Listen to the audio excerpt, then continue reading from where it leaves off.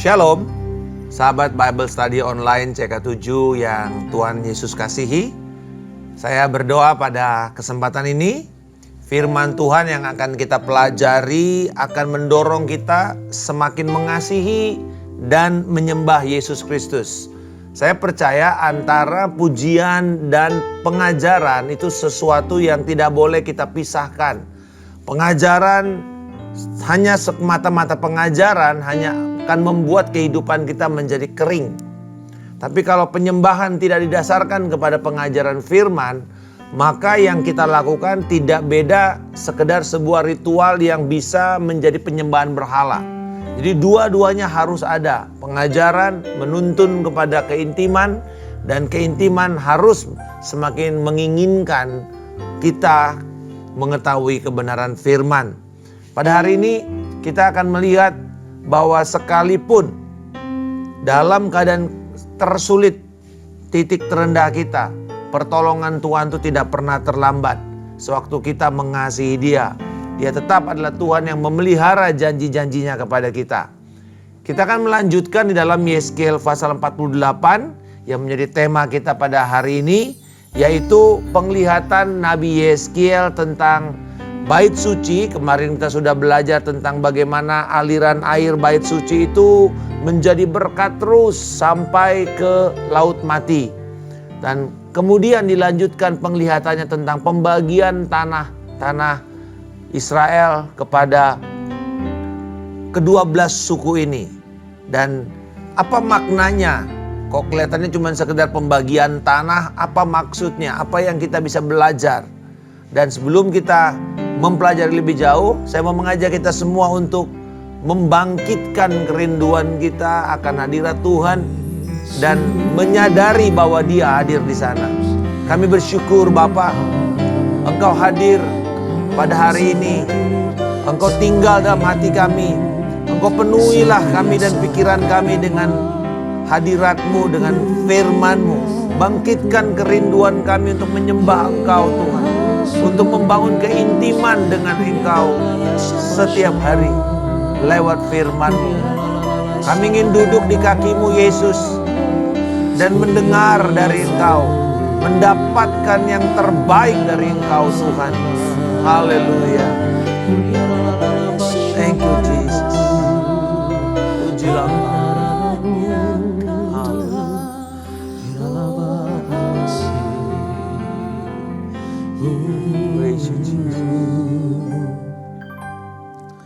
Rindu selalu bersamamu,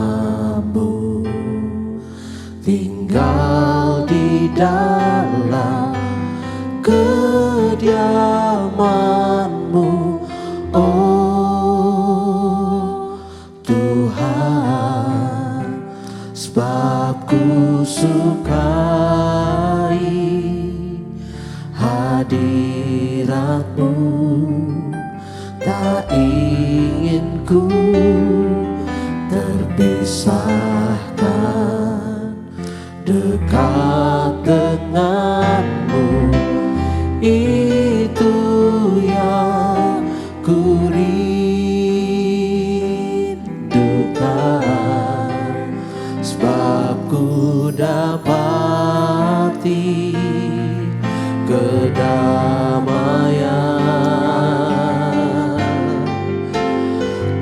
nikmati keindahan dan keagungan-Mu, oh Tuhan.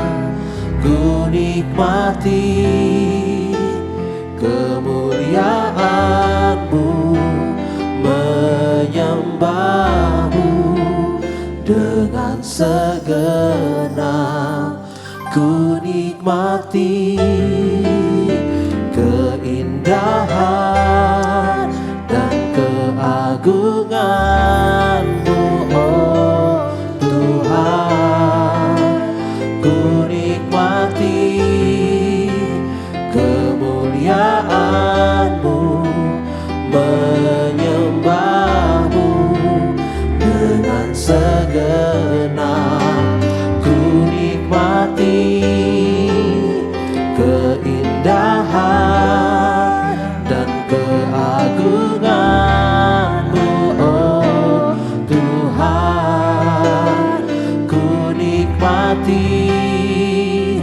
kemuliaan-Mu, menyembah-Mu dengan segenap. Ku nikmati keindahan dan keagungan-Mu, oh Tuhan.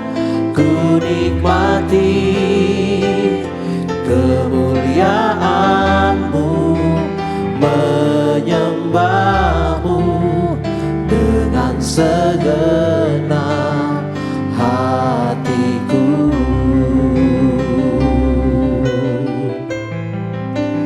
Menyembah-Mu dengan segenap hatiku.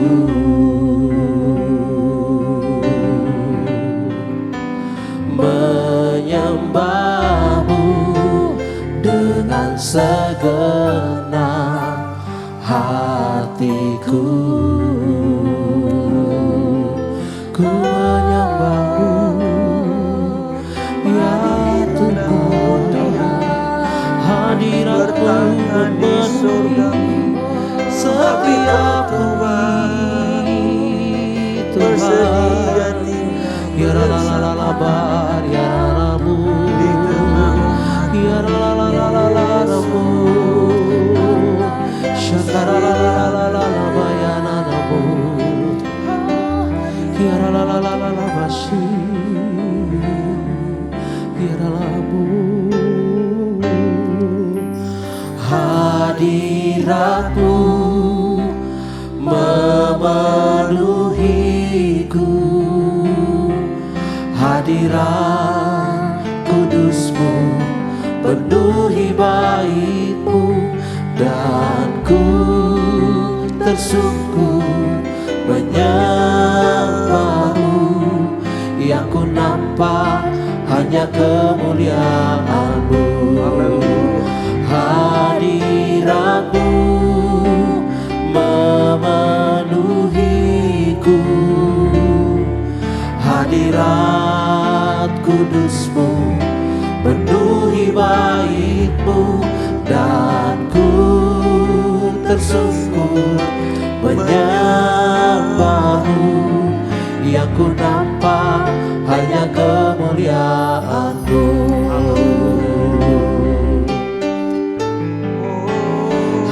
Hadirat-Mu memenuhiku, hadirat kudus-Mu penuhi bait-Mu, dan ku tersungkur menyembah-Mu.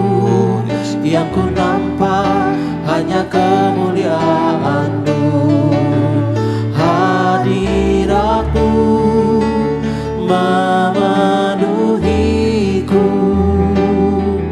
hadirat kudus-Mu penuhi bait-Mu, dan ku tersungkur menyembah-Mu. Yang ku nampak hanya kemuliaan-Mu. Hadirat-Mu memenuhiku, hadirat kudus-Mu penuhi bait-Mu, dan ku tersungkur menyembah-Mu. Yang ku nampak hanya kemuliaan-Mu. Yang ku nampak hanya kemuliaan-Mu. Yang ku nampak hanya kemuliaan-Mu. Haleluya, haleluya. Oh betul, Tuhan, hanya kemuliaan-Mu lah yang akan mendominasi kehidupan kami. Karena tujuan kami adalah untuk memuliakan Engkau. Apapun yang kami kerjakan, kemanapun kami pergi, biarlah kiranya kemuliaan-Mu itu yang menyertai kami dan akan memanifestasikan dirinya. untuk nama-Mu yang dipermuliakan dan dihormati. Di dalam nama Yesus kami berdoa. Amin. Sahabat Bible Study Online yang dikasihi Tuhan Yesus Kristus, pasal 48 dari kitab Yeskiel sebenarnya dimulai dari pasal 47 ayatnya yang ke-13 tentang penglihatan Nabi Yeskiel akan pembagian batas-batas tanah dari bangsa Israel. Dan ini menarik dari bait suci ke pembagian tanah. Dan masing-masing dari 12 suku ini diberi porsi yang sama. Di dalam pasal 47 ayat yang ke-14 dikatakan, kamu harus membagi rata tanah yang dengan sumpah kuberikan kepada nenek moyangmu. Dan dengan demikian tanah ini menjadi milik pusakamu. Saudara, kita melihat bahwa pembagian tanah ini berjalan dari jalur timur ke barat. Ini bukan hanya satu cara yang adil di dalam membagi satu negara yang fitur topografi daripada daerah itu membentang dari utara ke selatan. Jadi kok aneh ya? Dibilang dari timur ke barat. Padahal Israel itu sebenarnya negara itu tuh dari utara ke selatan panjangnya. Karena lebarnya nggak terlalu berlebar, tetapi dia bisa panjang.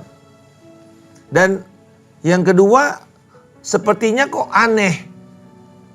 Dari utara ke selatan harus yang paling adil, kok ini dari kiri ke kanan. Ternyata saudara-saudara, yang paling mendasar dari kebenaran yang kita baca di dalam pasal 48 ini adalah seluruh tanah itu di sepanjang poros timur dan barat itu mengacunya kepada bait suci. Jadi hitungan titik pembagian itu sebenarnya adalah dari bait sucinya. Bait suci ke timur dan ke barat. Jadi garis pembatas suku itu sendiri dibiarkan seperti kayak tidak ada definisi batas-batas wilayah yang jelas. Dan tidak ada batas-batas indikator geografis, misalnya begini. Suku Dan itu berbatasan dari gunung ini ke gunung itu, tidak, saudara. Hanya garis batas yang sama rata. Pertama, ini cukup aneh. Tidak ada sebuah negara itu dibagi rata. Begitu ya, tidak ada.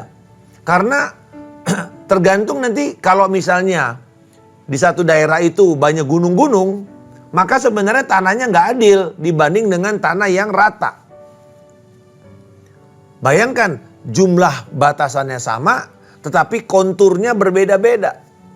Maka rasanya tidak adil yang punya gunung. Karena tanahnya lebih sedikit, mereka hanya bisa tinggal di lereng-lereng. Sementara orang yang punya dataran, itu dia lebih banyak punya tanah yang bisa ditinggali. Tetapi sebenarnya indikator utama dari penglihatan ini justru adalah pusatnya itu bait suci. Nah, ini yang sedikit berbeda kalau kita bandingkan dengan pembagian warisan tanah dalam kitab Yosua pasal 14 sampai 21. Di situ jelas pembagian tanah itu dari utara ke selatan, dari timur ke barat, itu berbeda-beda jumlah tanah mereka. Dan itu didasarkan kepada aspek sejarah mereka, historisnya. Sedangkan penglihatan Yeskiel ini, jadi apa yang membedakan pembagian tanah di Yosua dengan pembagian tanah di kitab Yeskiel adalah satu, dasarnya yang di Yosua itu secara historis, sejarah, sedangkan yang di Yeskiel ini secara teologis, secara rohani, karena pusatnya kembali bait suci. Ini menarik, saudara. Kenapa? Sebenarnya kalau kita melihat, karena ini kan penglihatan nanti ketika bait suci itu sudah dipulihkan. Mereka sedang ada di pembuangan. Dan kalau kita membaca kitab Daniel, Daniel berdoa kiblatnya kemana dikatakan? Ke timur. Jadi istilah kiblat itu bukanlah milik agama tertentu. Orang Yahudi telah lebih dahulu berdoa seturut dengan kiblat. Kiblatnya apa saudara? Bait suci. Tetapi kan sudah runtuh. Makanya mereka tetap mengarah ke sana. Dan yang kedua, mereka percaya bahwa itu adalah pusat dan sentral daripada segala sesuatu. Itu yang menjadi pokok dan cara berpikir orang Yahudi pada waktu itu. Nah, kalau kemudian kita lihat pengaturan suku-suku di dalam pembagian tanah ini bukanlah proses yang acak, yang random. Angka 12 tetap dipertahankan. Meskipun suku Lewi tidak memiliki bagian sendiri. Sama ya, seperti sebelumnya Lewi juga nggak dapat bagian tanah. Tetapi mereka memperlakukan dua suku setengah, yaitu keturunan Yusuf, Efraim dan Manasye, sebagai suku yang memiliki hak mereka sendiri. Seperti di dalam pembagian tanah asli di dalam Yeskiel pasal 47 ayat 13. Dikatakan, beginilah firman Tuhan Allah, inilah batas-batas tanah yang harus kamu bagi menjadi milik pusakamu di antara kedua belas suku Israel. Yusuf mendapat dua bagian. Jadi anaknya Yusuf, Manasye dan Efraim itu mendapatkan dua bagian. Jadi adil jadinya ya, walaupun si Lewi tidak dapat, tetapi ada digantikan dengan Efraim dan Manasye. 4 suku yang paling jauh dari zona suci atau batas suci itu, dan kemudian karena dalam posisi yang paling tidak terhormat. Siapa itu? Yaitu suku Dan, suku Asher, suku Naftali, dan suku Gad. Dan juga dari putri-putri atau putra dari Yakub yang datang dari gundiknya itu Silpa dan Bilha. Nah, kemudian kalau kita lihat ya di dalam ayat 1-3, inilah nama suku-suku itu yang paling utara dari laut terus ke Hetlon, ke Lebo Hamat, Hazar Enon hingga daerah kota Damsyik. Di sebelah utara berdekatan dengan Hamat dari batas timur sampai batas barat adalah bagian Dan, berbatasan dengan wilayah Dan dari atas timur sampai ke atas barat adalah bagian Asher, berbatasan dengan wilayah Asher dari batas timur sampai batas barat adalah bagian Naftali. Berbatasan dengan wilayah Naftali dari batas timur sampai batas barat adalah bagian Manasye. Jadi berbatasan dengan wilayah Manasye dari bagian batas timur sampai batas barat adalah wilayah Efraim. Jadi begitu caranya dari batas timur sampai batas barat, dan berarti ini semuanya dibagi rata. Lalu kemudian 8 anak dari Yakub, dari istrinya Rahel dan Yehuda dan Lea, mengambil 4 strip segera ke utara dan 4 strip ke zona selatan. Jadi dari ayat 4-7 kita melihat bagian dari zona yang berbatasan ini ke arah selatan. Dan kemudian di ayat 23 sampai dengan 26 ini juga adalah pembagian dari suku-suku lain dari batas timur sampai batas barat, bagian Benyamin, dan kemudian dari situ Simeon, dan kemudian dari Simeon Isakar, dan Isakar adalah Sebulon. Dan di sini Benyamin dan Yehuda terletak menarik ya di utara dan selatan Yerusalem. Aneh, kan dulunya itu Yehuda dan Benyamin kan di bagian selatan, makanya kemudian mereka menjadi kerajaan selatan. Kalau kita membaca pecahnya kerajaan Israel, yang 10 suku ada di utara jadi kerajaan Israel, lalu 2 suku di selatan dari kerajaan Yehuda, yaitu Yehuda dan Benyamin. Tetapi di sini kok aneh, Benyamin dan Yehuda itu kok satu di utara, satu di selatan. Kenapa saudara-saudara? Karena ternyata batasannya kembali itu tadi zona suci. Urutan sejarah kok kelihatannya telah terbalik. Ya, memindahkan Yehuda ke utara, sementara Benyaminnya ke selatan. Kan aneh. Harusnya ya Yehuda tetap di selatan karena itu pusat kerajaan. Tetapi saudara-saudara, di sini bukan lagi bicara kerajaan, tetapi bicara bait suci.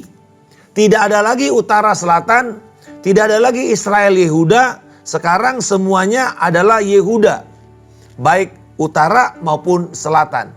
Dan ini yang kemudian nantinya menjadi sebuah pertikaian di dalam sejarah, di mana Samaria yang dulunya adalah bagian dari kerajaan utara dan ibu kota kerajaan utara merasa mereka menjadi marah karena kok sekarang semuanya sudah jadi wilayah Yehuda.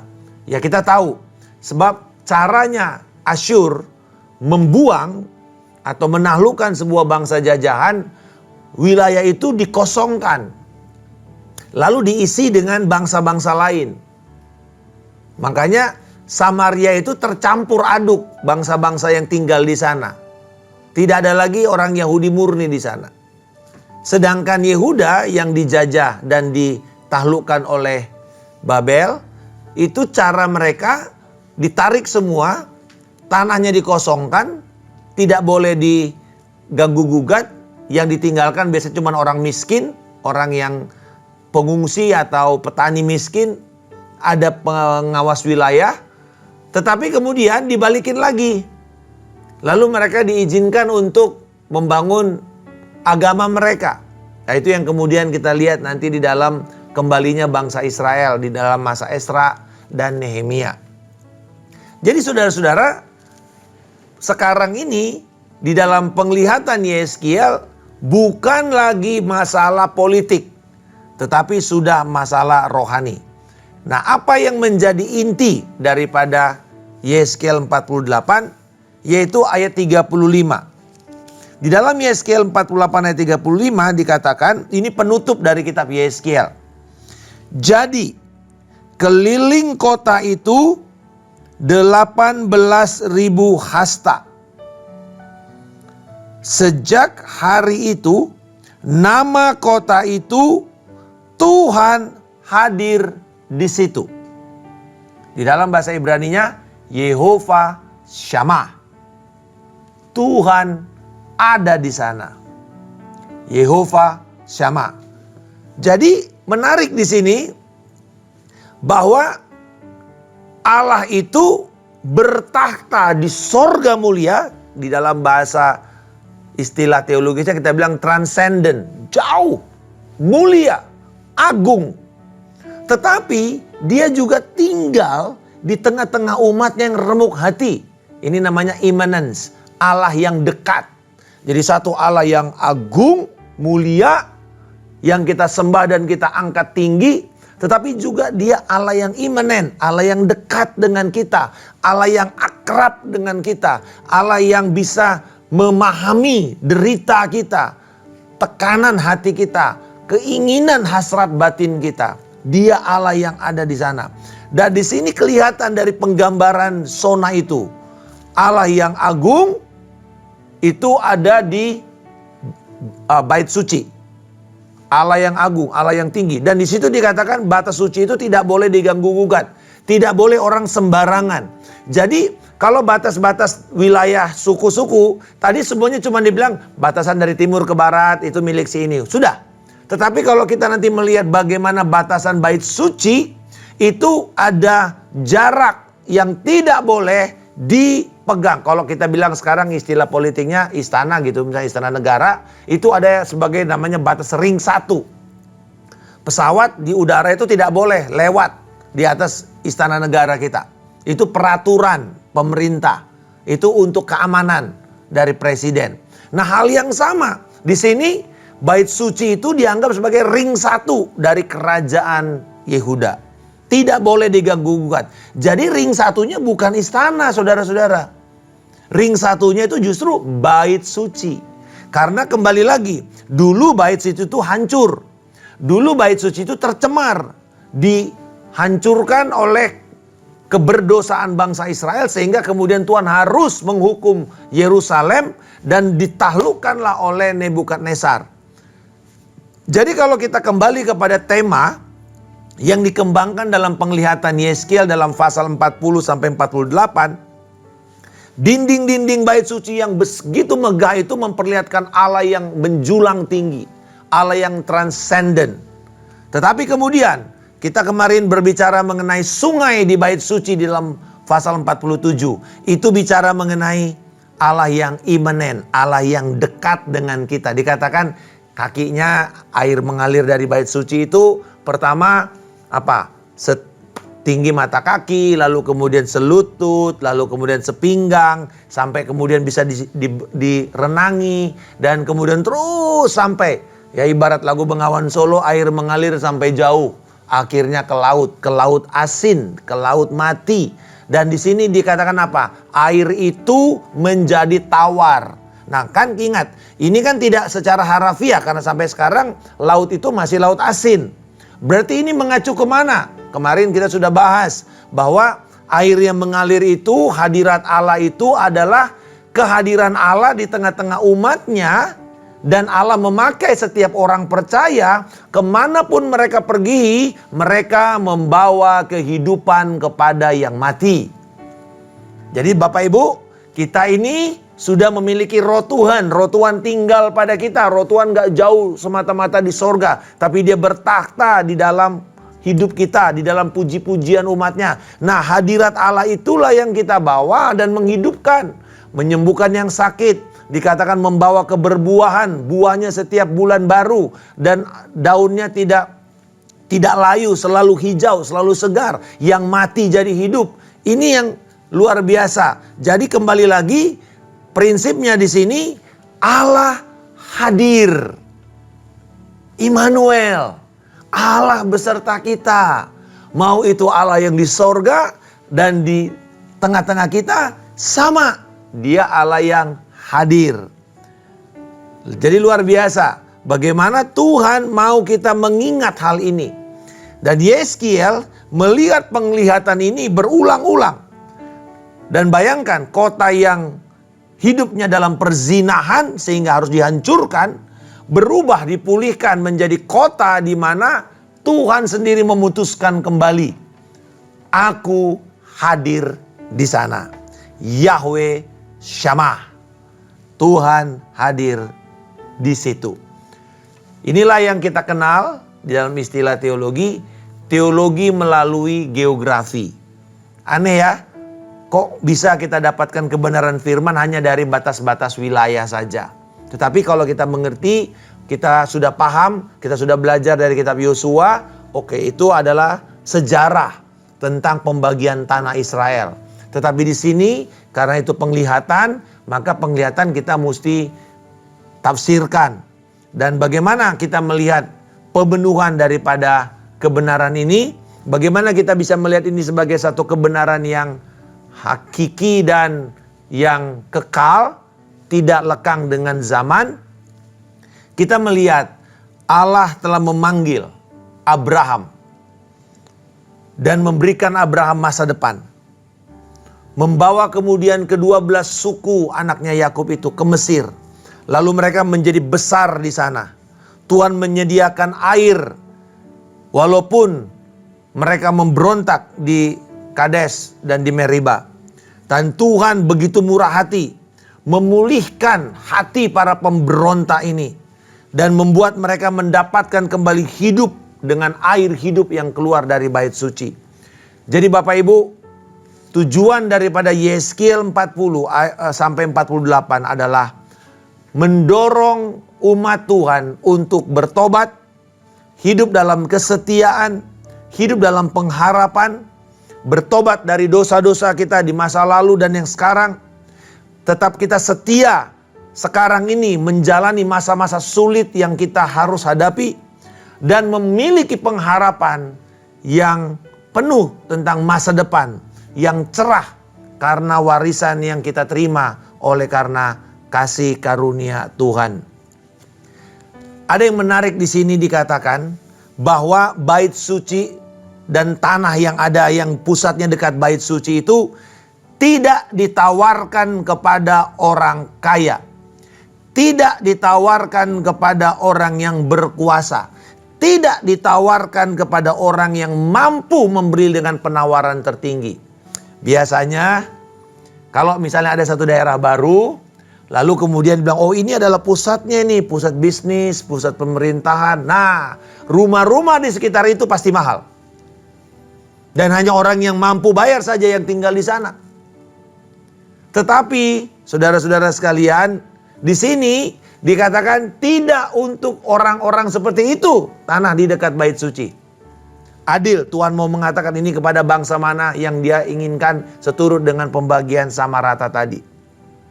Apa maksudnya Bapak Ibu? Kita belajar di sini karena orang Israel selama ini mereka itu terus-menerus hanya fokus kepada dunia. Apa yang mereka bisa dapatkan? Tanah mereka, warisan mereka. Lupa dengan tanah perjanjian, yaitu relasi mereka dengan Tuhan. Ketika mereka ada dalam tanah perjanjian, mereka hidup berdosa. Dan kita lihat hakim-hakim menjadi cerita yang sangat menyedihkan. Dan kalau kita lihat sekarang, apa relevansinya kepada kita orang percaya? Kita ini harus sadar, kita hanyalah pendatang di bumi ini. Kita musafir Bapak Ibu. Kita diizinkan Tuhan tinggal di sini, tapi bukan inilah masa depan kita. Masa depan kita ada di sorga. Masa depan kita ada bersama-sama dengan Tuhan.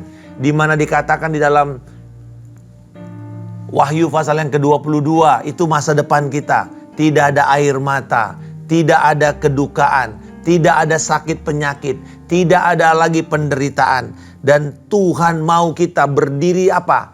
Berada di sekeliling takhta, di sekeliling bait suci. Bukan lagi sekedar punya kekuasaan wilayah. Enggak Bapak Ibu. Betul kita memerintah. Waktu kita di dalam kerajaan 1000 tahun kita memerintah. Tetapi kemudian ketika kita naik ke sorga, apa yang dikatakan? Allah ingin kita ada di sekitar takhtanya. Hari ini kita didorong terus untuk membangun kehidupan kita di sekitar hadiratnya.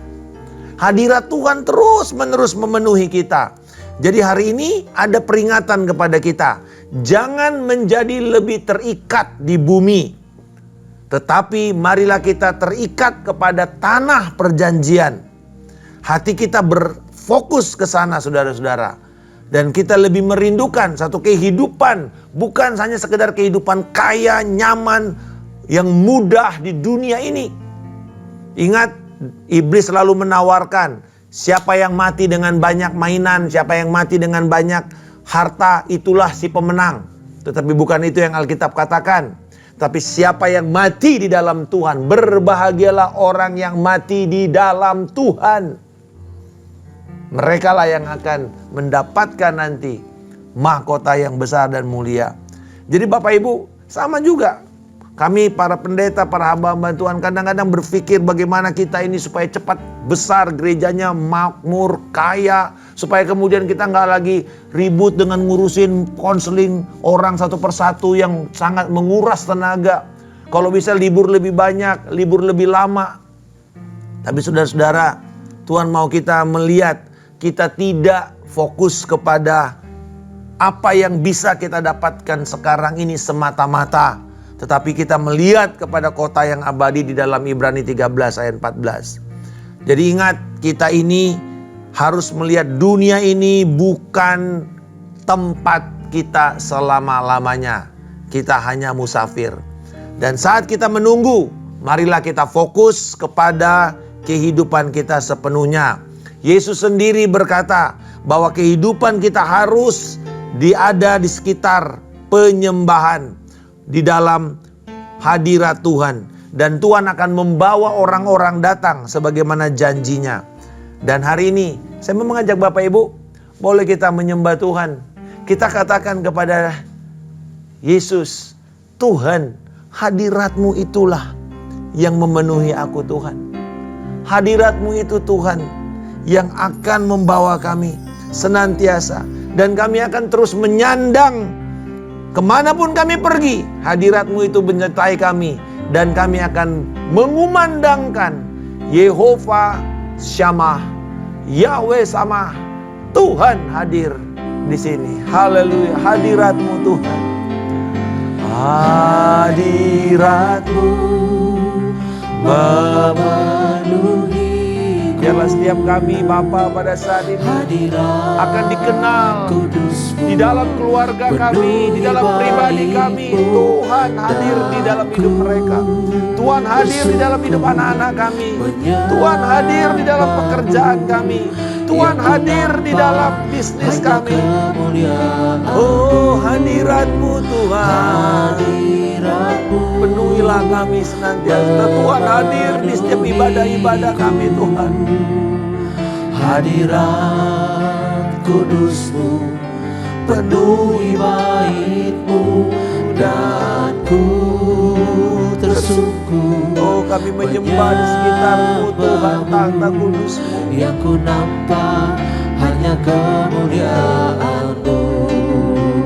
Hadirat-Mu, Yes Lord, memenuhiku. inginkan hadirat Tuhan pada saat ini. Inginkan hadirat Tuhan. Inginkan itu terus penuh dalam hidupmu. Penuh dan nyata dalam hidupmu. Haleluya. Praise you Jesus. Yang ku nampak hanya kemuliaan-Mu. Yang ku nampak hanya kemuliaan-Mu. Yang ku nampak hanya kemuliaan-Mu.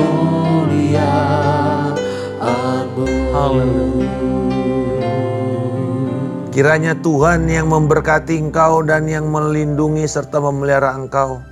Tuhan yang akan menghadapkan wajahnya dan mencurahkan kasih karunia-Nya kepada engkau. Tuhan menghadapkan wajahnya dan menjawab setiap doa permohonan yang kau naikkan dan memberikan engkau damai sejahtera yang melampaui segala akal dan pikiran.